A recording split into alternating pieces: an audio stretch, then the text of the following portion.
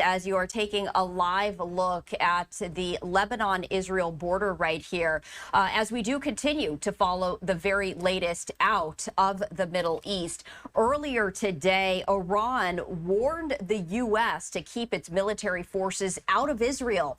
Those comments came in a post on the social platform X that has been long associated with Iran's foreign minister. The foreign minister referred to the possibility that the U.S. might send one of its terminal high altitude area defense systems to Israel. Now, if that were to happen, the U.S. would have to deploy soldiers to operate that system. The X message read, quote, "The U.S. has been delivering record amount of arms to Israel. It is now also putting lives of its troops at risk by deploying them to operate U.S. missile systems in Israel." The post continued by saying, quote, "While we have made tremendous efforts in recent days to contain an all-out war in our region, I say it clearly that we have no red lines in defending our people and interests," end quote. Iran's foreign ministry did not respond to a request for comment by the Associated Press. Those remarks were carried by Iranian state media. Israel is widely believed to be planning to attack Iran over its missile strike on Israel earlier this month, its second direct attack on Israel during the ongoing Israel-Hamas war that's widened to Lebanon and involved other Iranian-backed militant groups in the region.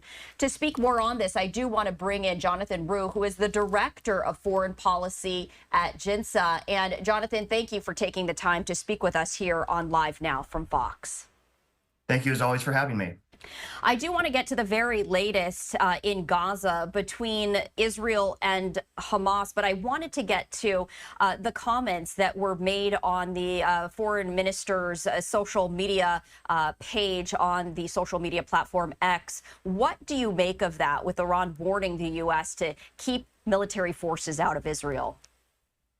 So I think it's Iran's latest attempt at driving a wedge between the United States and Israel, which unfortunately over the past year it has had some success doing over issues like Gaza and Lebanon. But ultimately, Iran's worst nightmare is to see Israel and the United States united around a common defense and also U.S. backing for Israel's presumed forthcoming attack on Iran itself, and U.S. support for Israel to contain Iran's own incentive to retaliate and keep escalating up the ladder going forward.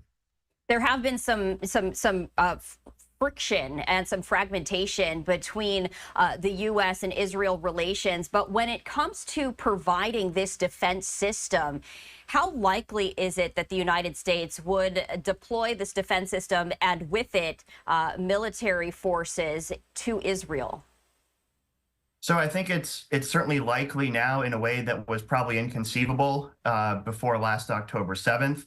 I think there's been a recalibration in the U.S.-Israel security partnership because Israel's had some difficulties, as they admit, even fending off a lot of Iran, its proxies, by themselves.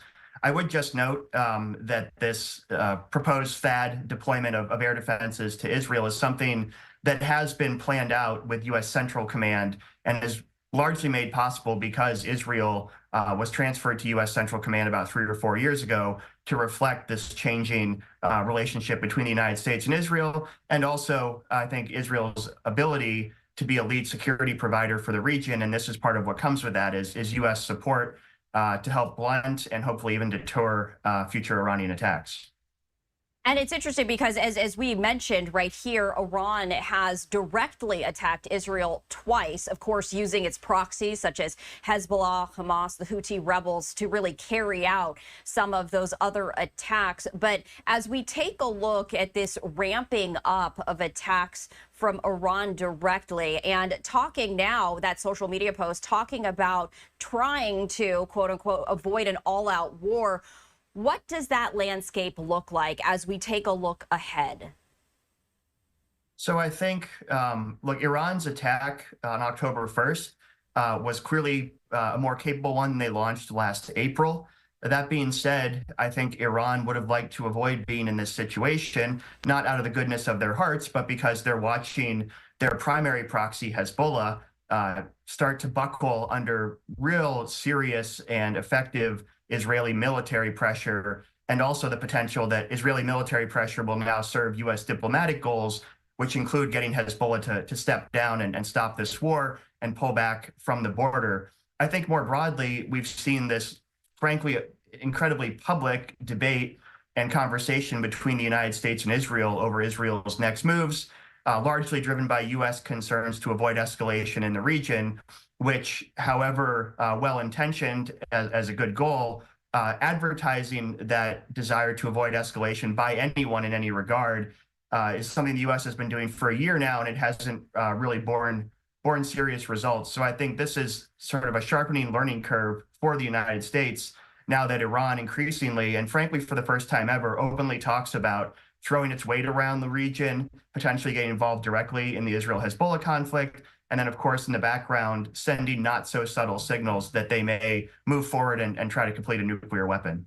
So how likely is that, though? Because a lot of it is posturing, Iran just vowing revenge and then these missile strikes really not being quite effective. But we've seen a ramping up in the rhetoric.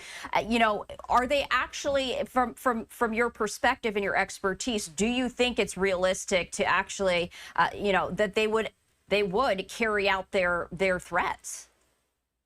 I think it's certainly realistic, if not the most likely scenario at this moment. It's realistic in a way it wasn't even a year ago. In my own personal assessment, and something that my organization has been out in front in, is that Iran's nuclear weapons program is so close to the finish line now and increasingly undetectable that there's a real planning concern if you're Israel or the United States that you may not be able to take out the program meaningfully. And Iran could then respond by threatening to take that final step. I think right now, where we sit at this moment, what's most relevant is that Iran increasingly feels like it can threaten to take that final step as a way to put pressure on Israel and on the United States to try to avoid hitting Iran hard enough to get this aggression to stop. And let's talk about this, because Israel is fighting a war on many fronts. They're fighting with Hezbollah, they're fighting with Hamas, the Houthi rebels, Iran, and we've heard them say that. But as we look forward, when it comes to the landscape, when it comes to strategy and action, what do you see happening in the coming weeks? So I think, based on, again, what's frankly very public discussion right now, I think Israel has agreed, due to U.S. pressure, that they'll contain their response to Iran, perhaps similar to what we saw in April when there was clear U.S. public pressure for Israel to, quote, take the win of a successful defense after that first Iranian attack.